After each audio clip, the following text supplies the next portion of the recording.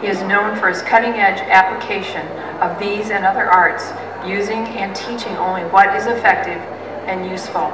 Let us welcome Hanakia Zedek, the philosophy, what was that? Yeah, that's right, the philosophy of nothing. What it's all about, Hanakia Zedek. Okay, That microphone is... I will bring you back with me to when I was 13 years old. I'm riding a bicycle.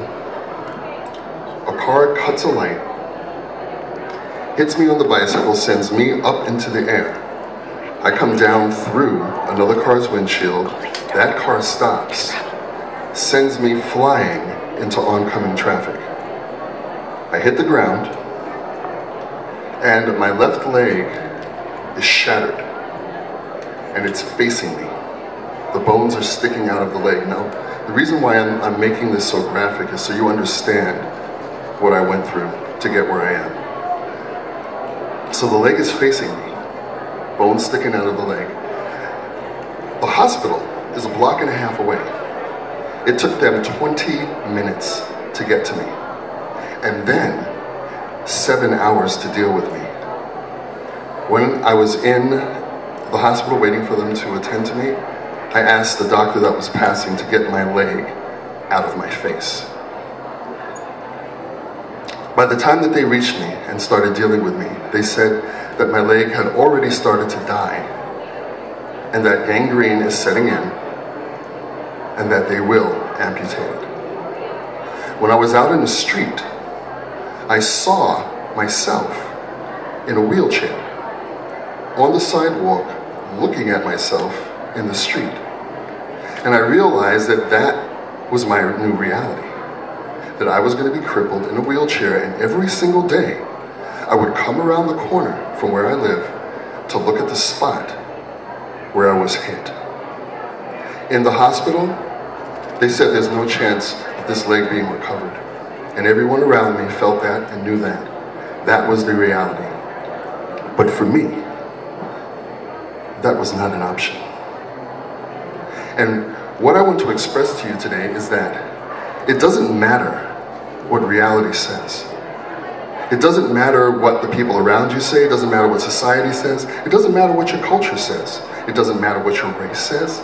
It doesn't matter what your sex says. All of these things have been inundated upon us as structures and things for us to believe in, things for us to act based on. But there's something deeper inside of us.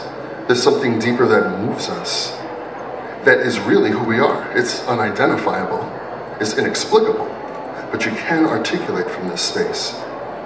And in that articulation and in that decision, you can sculpt your world.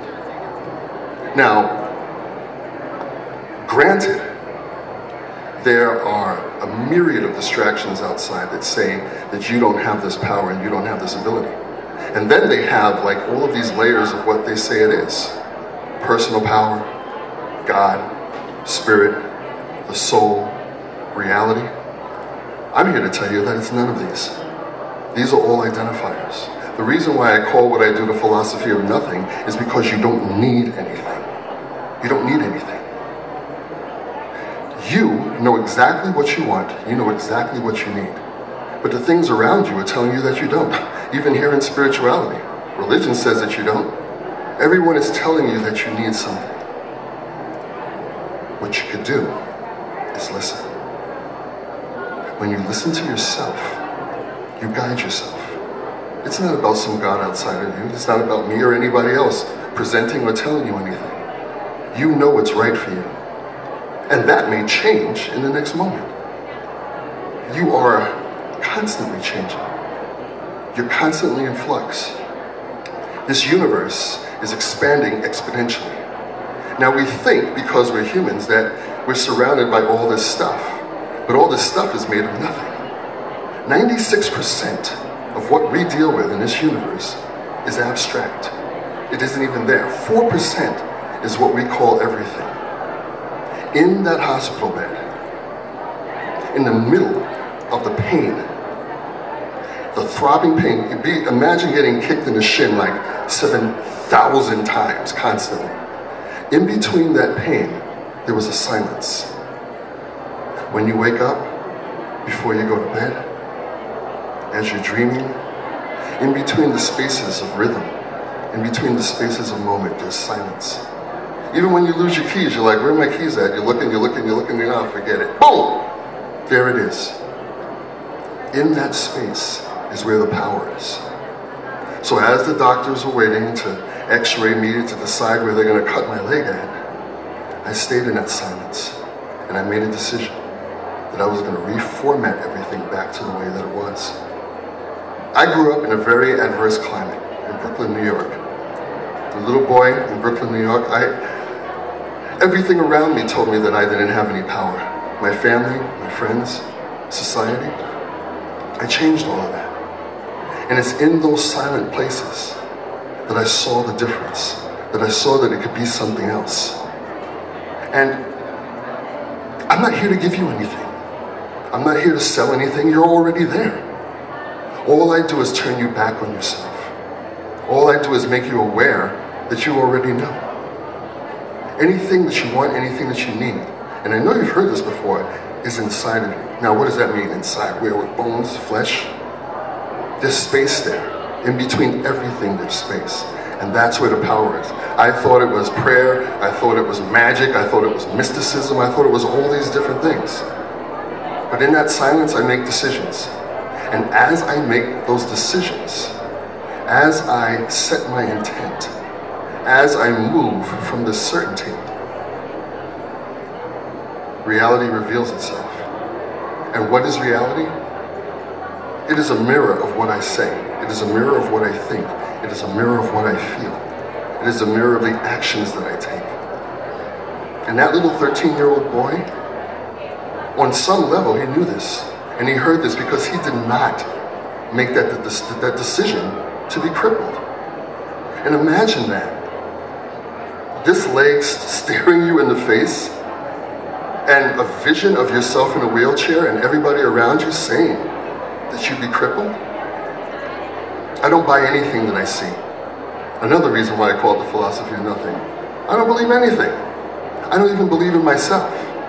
I know that I think, that I feel, and as I do that, reality does what I ask it to do. Does what I think, does what I feel. And it's the same for you. You don't need anybody other than yourself. What I do is I just turn you back in on yourself. Turn you back in on your own awareness, your own inclinations. It's not about belief, it's not about faith, it's not about prayer. It's about what you're prepared to do.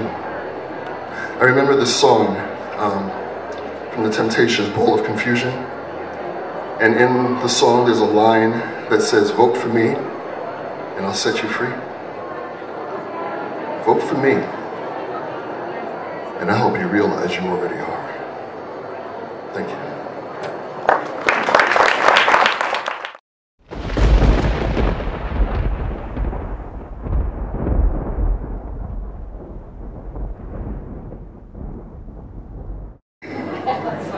You're going to slide me forward into the light? You're going to move me into the light? Figures.